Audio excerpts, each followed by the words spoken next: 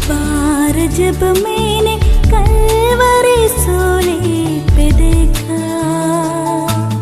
मेरे पापों का बोझ सब खुल गया, मैं आजाद हुआ। परमेश्वर के नाम की महिमा हो। प्रभात मनन के आराधना संबंधी मनन में आप सभी का हार्दिक स्वागत है। आज प्रभु के दिन में हम सब परमेश्वर की आराधना करने के लिए तैयार हैं। उसके पुत्र के बलिदान को स्मरण कर उसके पवित्र नाम की स्तुति आराधना करने के लिए आओ हम अपने मनों को तैयार करें। इसी संदर्भ में मैं आपका ध्यान एक ऐसे भाग में लेकर के आना चाहता हूं जो प्रभु यीशु मसीह ने इस पृथ्वी पर अपने जीवन के दौरान कही थी और जो बहुत बड़े विवाद का कारण भी बन गया था, जिसे हम यूहन्ना उसके 2 अध्याय उसके 19 पद में पढ़ते हैं। यीशु ने उनको उत्तर दिया, इस मंदिर को ढा दो और मैं इसे 3 दिन में खड़ा कर दूंगा। प्रभु के द्वारा इस वाक्य को सुनते ही उसके विरोधियों ने बहुत बड़ा बखेड़ा खड़ा कर दिया था। उस पर आरोप लगाने लगे थे कि वो परमेश्वर के मंदिर का विरोधी है और उसे नाश करना चाहता है, परंतु वास्तविकता यह थी कि यह वाक्य उसने परमेश्वर के मंदिर के विषय में नहीं परंतु अपनी देह के विषय में कही थी, जिसका विवरण हम यूहन्ना उसके 2 अध्याय और उसके 21 पद में पढ़ते हैं। परंतु उसने अपनी देह के मंदिर के विषय में कहा था। अर्थात जब लोगों ने प्रभु के अधिकार पर सवाल उठाया तब प्रभु ने यह बताना चाहते हैं कि मेरे मृत्यु पर से जी उठना ही मेरे सबसे बड़े अधिकार का चिन्ह ठहरेगा, अर्थात पुनरुत्थान।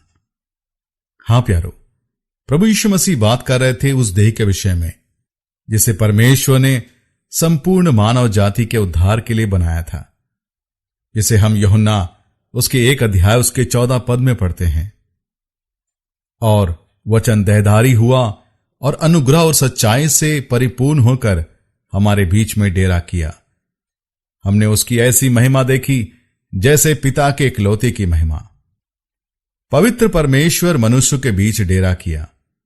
पौलुस अपने पत्रियों में कहता है, कुलुस्सियों की पत्री उसका 1 अध्याय उसके 19 पद में, क्योंकि पिता की प्रसन्नता इसी में है कि उसमें सारी परिपूर्णता वास करे।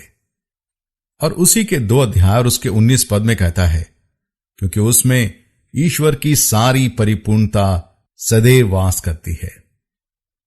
अर्थात स्वर्ग में विराजमान व पवित्र परमेश्वर इस धरती पर देह धारण कर आया, परंतु पाप में जन्मे उस पापी इंसान ने उस पवित्र परमेश्वर अथवा पवित्र मंदिर पर दोष लगाया, उसे अपमान किया, उसे कोड़े लगाई, उसके मुंह पर थूका, उसे अपराधियों की नाई घसीटा, उस पर कांटों का मुकुट रखा और अंत में उसे क्रूस पर चढ़ा दिया। उन्होंने परमेश्वर के पवित्र मंदिर को नाश करने की संपूर्ण चेष्टा की, परंतु जैसा परमेश्वर ने वादा किया था, जिसे हम भजन संहिता उसके 16 और उसके 10 में पढ़ते हैं, उसने उसे पूरा भी किया। क्योंकि तू मेरे प्राण को अधोलोक में ना छोड़ेगा, ना अपने पवित्र भक्त को सड़ने देगा। प्यारो, ध्यान देने वाली बात यह है कि प्रभु यीशु मसीह के पुनरुत्थान में त्रिएक परमेश्वर के कार्य को देखते हैं। पहला, पुत्र कहता है यूहन्ना 10 अध्याय उसके 18 पद में, कोई उसे मुझसे छीनता नहीं, वरन मैं उसे आप ही देता हूं। मुझे उसके देने का भी अधिकार है और उसे फिर ले लेने का भी अधिकार है। यह आज्ञा मेरे पिता से मुझे मिली है। अर्थात पुत्र यह जानता है और उसे यह अधिकार है कि वह 3रे दिन फिर जी उठेगा। हम पिता की ओर से भी इस वचन को सुनते हैं। रोमियो 6 अध्याय उसके 4 पद में, अतः उस मृत्यु का बपतिस्मा पाने से हम उसके साथ गाड़े गए, ताकि जैसे मसीह पिता की महिमा के द्वारा मरे हुओं में से जिलाया गया। फिर गलतियों की पत्री उसके 1 अध्याय 1 पद के आधार पर कि पिता ने अपने पुत्र को मृतकों में से जिलाया।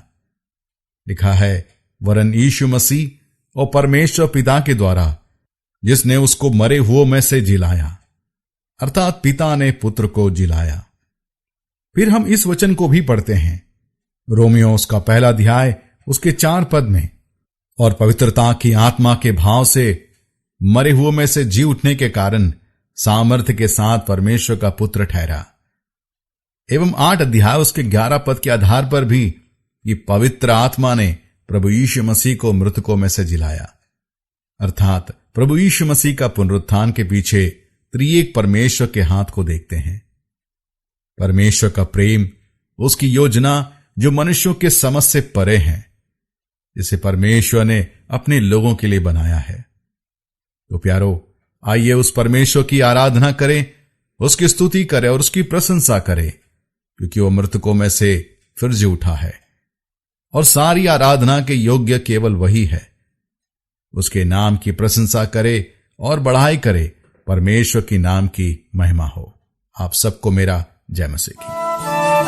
एक बार तेरे खून की धारा में देखा मैंने, एक समझी कि प्यार का रंग है क्या। जब मैंने अपना दिल में तुम्हें बसाया,